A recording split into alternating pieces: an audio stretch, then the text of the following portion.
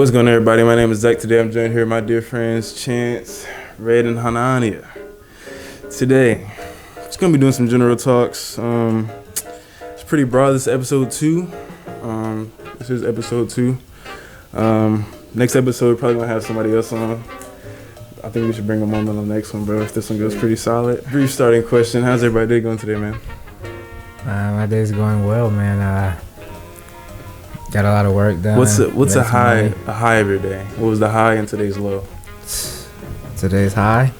When I got some money. You got the money? It was a payday type? Oh, yeah. Okay. I mean, get the job done. Here's the cash. Straight like that. My low? I don't really think I had a low. No lows? That's always good. What's your low? What's your high? For today, probably sitting here. Okay. Getting ready for the podcast. Get some good content in. My low is that just waking up late today. That's what it was. Feeling lazy, unproductive. I will say I did have a low, though. I found out my car is basically fucked. Wait, what's wrong with it, bro? It's fuses. I gotta find a fuse, and then I put a fuse in. The fuse ain't testing with the test light. Some's cooked, probably a relay. Economically just unrepairable. Not worth it. Yeah. This might be like a little off topic, but I'd rather have a shit box than a fucking like a high top end tier fucking car. Cause think about it, you got insurance to pay and gas on top of that. So like, let's say you got like a Lamborghini, right? Insurance is like 1,000 something. Well, that's probably like. I mean, you must have the money though. Yeah, if you buying a Lambo, you got that insurance money. Yeah, but still, bro, 1,000 and then fucking premium, bro. Like, it's crazy. And repairs, bro. Even for just higher end cars, it's crazy. Like, it's like newer Nissan. Like a Jaguar, a Corvette. Jaguars for sure. Imagine the insurance on those. I want an old Jag. Facts. I want an old Corvette. Nanya, what was your high? I don't think about cars, bro. No. I'm just like, what was your high every day?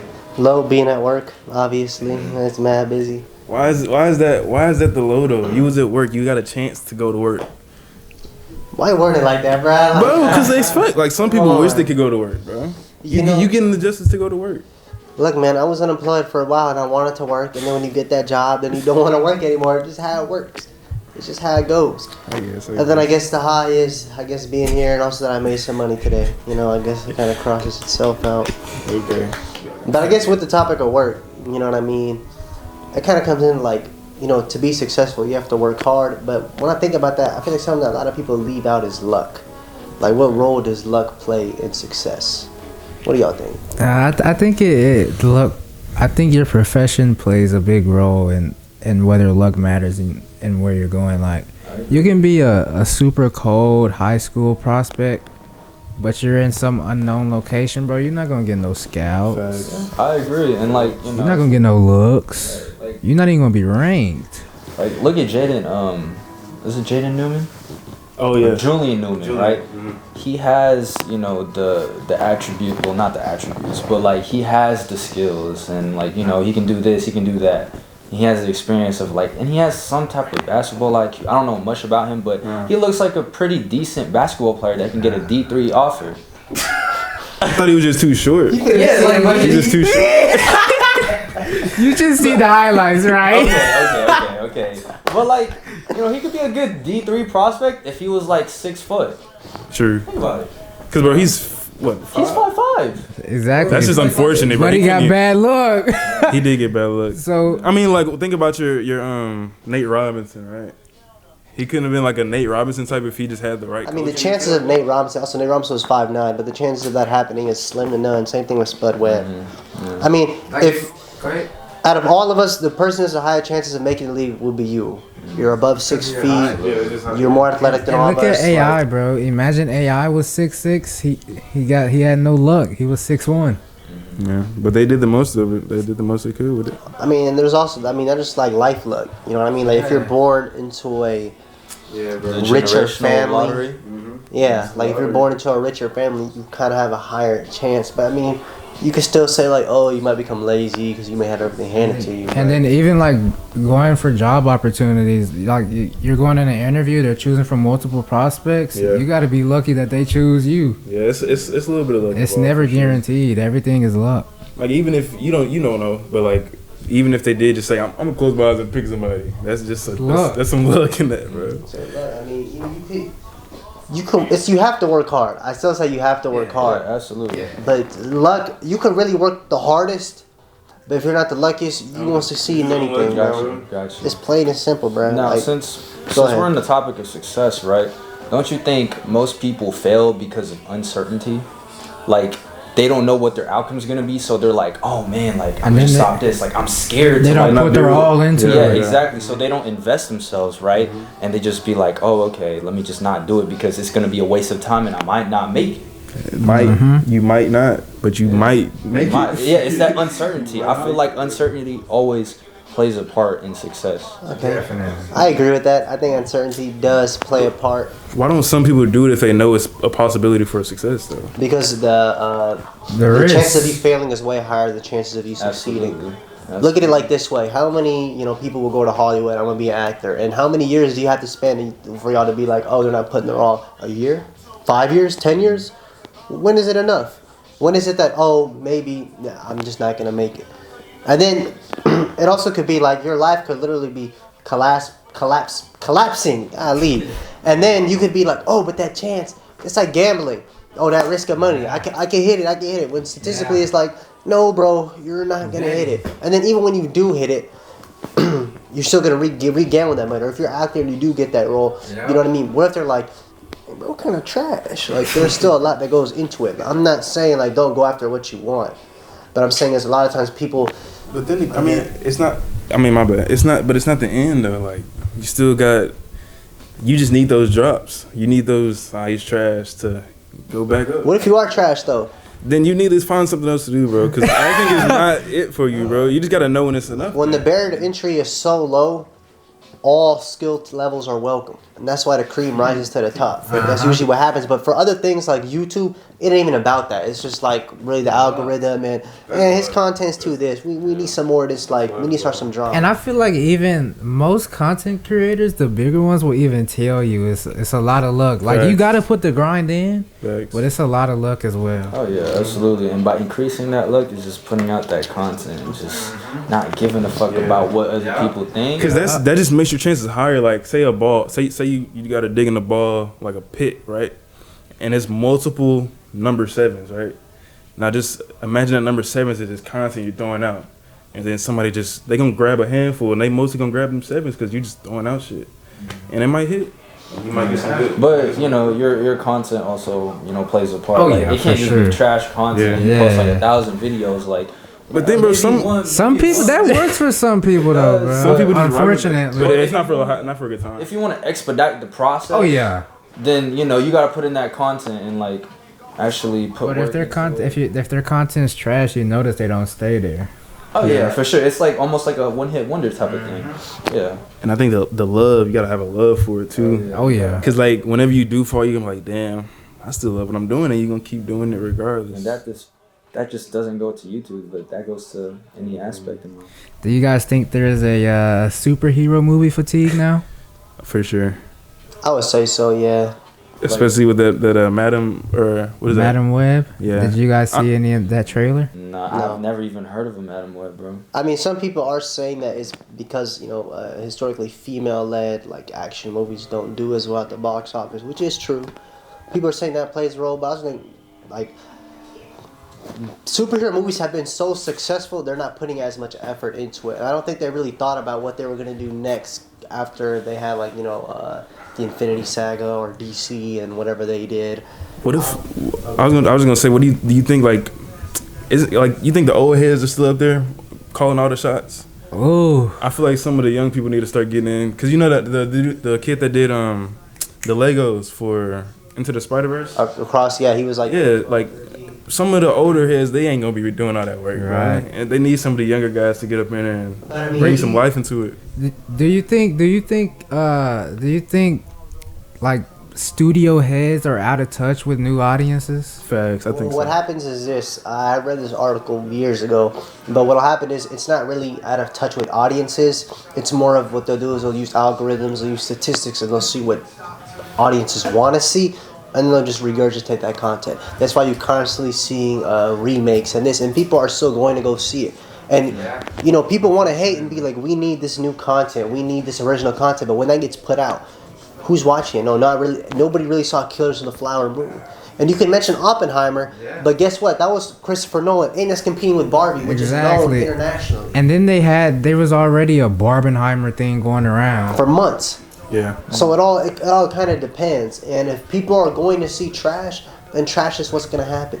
Going back to that superhero fatigue, you think it's become a repetitive, constant thing where they're just constantly recycling like content now? And I think it's exactly that, bro. Because I mean, how many times are we gonna see origin stories? I mean, how many times have we seen a Spider-Man origin story, a Batman origin story? Because I feel like the core of a superhero is, they have like a really bad, I guess, family life, or like they just struggle in the beginning, and then they take in that superpower and like save other people at the very end. And then I also think it's people just not accepting new characters. Like, in my opinion, I think DC and Marvel have a lot of characters that aren't in the big eye, and they tried to bring those characters in, and a lot of people just denied the new characters. Like I'm not gonna lie to you. Lei Shang, or is this Lei Shang?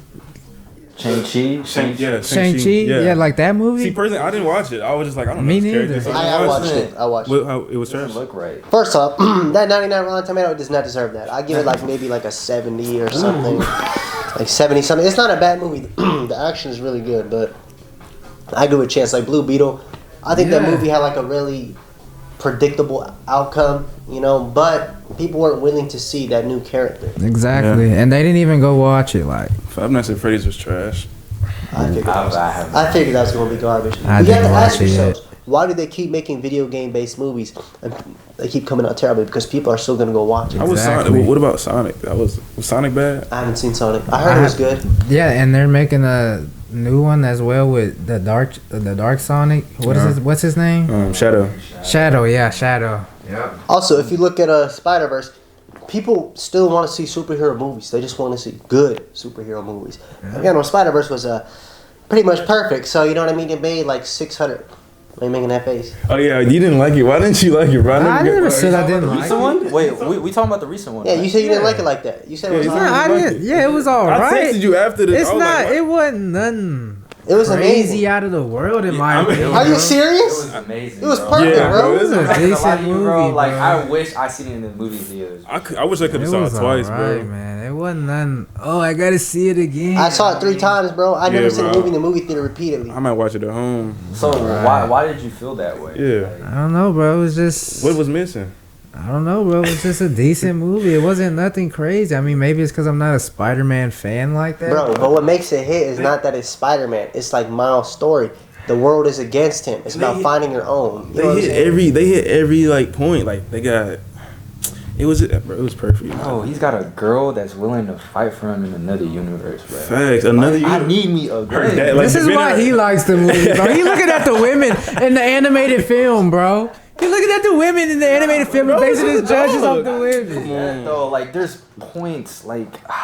Okay, give me another nice point about Miles. Well, that one stood out to me the most. I'm not. Get out of here, bro. Get out of here. Look, But that plays a big part. That plays a big part, bro. Okay, bro. Imagine being a superhero. You got the whole world against you, and she right by your side, fighting with bro, you. Like like, that's you wouldn't fire. want So that's the only reason why you like the That's not the movie? only. No, that's not the So only. give me It's the the main reason why you like part, the though. movie. Imagine if he didn't have her though. Like Okay. But in the movie, he doesn't even think that he has her, though.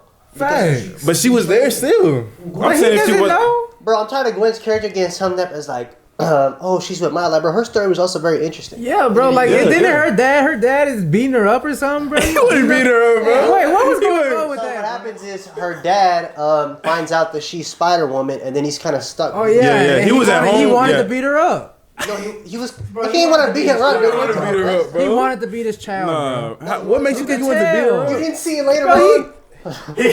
He's a big guy. He's a big guy. Like, come on. Nah, bro, he couldn't believe it though, bro, because he wasn't going to work. He was just at the house. He had the whole. He was losing. And in that movie, you know, it also talks about, is your destiny set in stone? Can you create your own future? Like, there's a lot into it. Red's out here just looking at she would get out of here, bro. But the dad really pulled the stick out on her. He said, "Freeze." She did. Low key, bro. Well, wasn't that a different universe, dad, or what? No, that was in her universe. And then when she goes back to her universe, they kind of make up, and she has that whole monologue about like, I don't know what's right anymore. But bro, all around that movie was fire. I mean, bro. I never said it was a bad movie. Y'all were acting like I said it was a bad. That's movie. what I thought. I thought that Decent movie, bro. And bro, Spot, like he was such an insignificant character in the first one, and then he just I did like how they executed Spot. That was nice. Did like that. Going back to that hard work and putting all your into it, do you think you need a rest because of that burnout? Like, because think about it, when you put your all into like one specific thing, you're gonna eventually burn out because you put your all into it. Is rest necessary in order to, you know, have another good type of piece where you put your all into it and it hits the same as the first one? I think whenever you rest, that brings time for new ideas. You just regenerate. But in that resting time, people may lose interest in your character. But look at like Kendrick Lamar or like J. Cole, for example. Yeah, like that's the music. That's the music. But that's still peace though. That is art. I'm talking about art in general. They also dropped. They were like, it hit, so they can do that. Okay. So you can't use him as an example. What does Kendrick have, like a Nobel Peace Prize or something? You can't use that. But with movies, like, I mean, they can still be putting out stuff that's getting them intrigued. And I think they also need to be taking. They need to be asking the audience questions. They don't incorporate the audience into it. But when James Gunn does that, all of a sudden he's applying to the flock. But if more people did it, I feel like they would be onto it though. But if they're using data to see that this is what audiences want, aren't audiences technically telling them what they want to see? And even like younger viewers, they might be somewhere agreeing with older viewers, and then they can like pinpoint, okay, I need to do this to get that attraction, this attraction. And my issue with that is at some point, bro, you can't adhere to every change because some changes people want are just ridiculous changes. Yeah. And that's, in my opinion, that's why the gaming industry is also in a bad place right now. I mean, we got game developers listening to terrible requests and then they're putting them in the game. Like, and just to get off topic, recently the new Texas Chainsaw Massacre game came out and people were complaining because they were lobby jumping, so you can't see people's levels anymore, and supposedly they're also about to be taking the map view out the game. Like, bro, what? Like, that's just ruining gameplay. When you say lobby jumping, is that like essentially like smurfing? Well, it's avoiding high levels. Oh, like so back, you can play with like lower people. Bums. Like, bro, and that's bro, back in the day, bro, you were joining lobbies and you were like, oh, I'm finna kick your ass high level. Like, nowadays they running away. Like, gaming sucks now, bro, in my opinion. Everything is about being competitive. Multiplayer. I've been seeing a lot of single player. Yeah. Oh, it's definitely just multiplayer, bro. I think single player, bro, there's still great single player. Yeah, multiplayer was like at a very, like, that was over single player joints at some point. I guess customer doesn't always know best. I mean, Exactly. that's their job to know. Like, that's why in my opinion, you can't always, even with movies, bro, you can't always listen to the fans' point of view and think, oh, let me please the fans. Like, bro, you gotta at some point, bro, you gotta look at it, use common sense. All right, guys, we're gonna take a little 15-minute break, a little commercial break, and we'll be right back at you.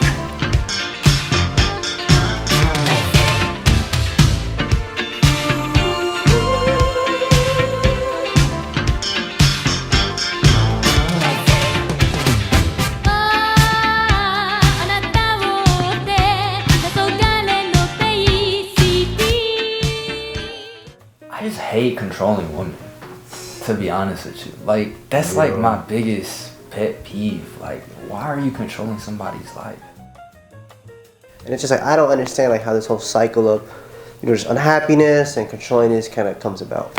I feel like controlling starts with not having boundaries and not having a balance in life. Like, you're so revolved around that specific person that whenever they make that one specific mistake that you don't like, they're gonna be like, oh, why the fuck are you doing that? Why are you doing this? Like, you should be doing this. And that's when it stops. Stopping you from going places. Exactly. Now, And that's when it becomes toxic, bro. I mean, at the same time, I also have to ask too, like you said, like what causes your significant other to be controlling? Like, why are they choosing to be that way? Is it like a parental thing, the way they grew up? Is it something else? Most times, because it comes from their parents, the culture that they're in, what they're used to. Yeah, I guess how you grow up affects that. But I mean, but some people, they have good parents and they still turn out like that. that's true. Yeah. I feel like it's to the point where you love someone that you become controlling that you don't even realize it. No, I'm gonna disagree with that. If you Yeah, love I'm gonna someone, disagree as well. I can see what you're saying. Like if you love, you want to control. But I think the need for control has more to do with you being scared. But that's when you say like love and control, like that's putting love on that high of a pedestal. You're missing out on those other factors that take into account. And exactly, and a lot of dudes put love on this high pedestal. Like, I don't think it should really be up there. Like, in my opinion, bro, you gotta value yourself over love. In my opinion, I agree. It's true. Yeah, if you don't value yourself, like Chance, I guess whenever you get to that point in your relationship, you can really lose yourself in the relationship. like in my opinion, bro, like if my shorty is like trying to start controlling me, telling me what I can do and what I can't do, bro, like, we gonna have to. I do agree with Chance on. I think that you have to be willing to compromise. Obviously, like say you want to Saturday night, you want to go party with your boys, but out of respect for a girl, you be like, oh, I can't. It's a balance. Yeah, you have to respect her. Yeah. To not be able to do the things you want to do, like you can't be like, oh, but you can spend any time with your friend. Like, who are you talking to, bro? All right, guys, that was episode 2. Third episode is going to be, progressively better each time. Going to have some more questions. Going to continue some more questions. More guests potentially going to be coming on. Drop in the comments if you have any suggestions on any topics you want to hear us discuss. Anything you want to see. Hey, man, we're out.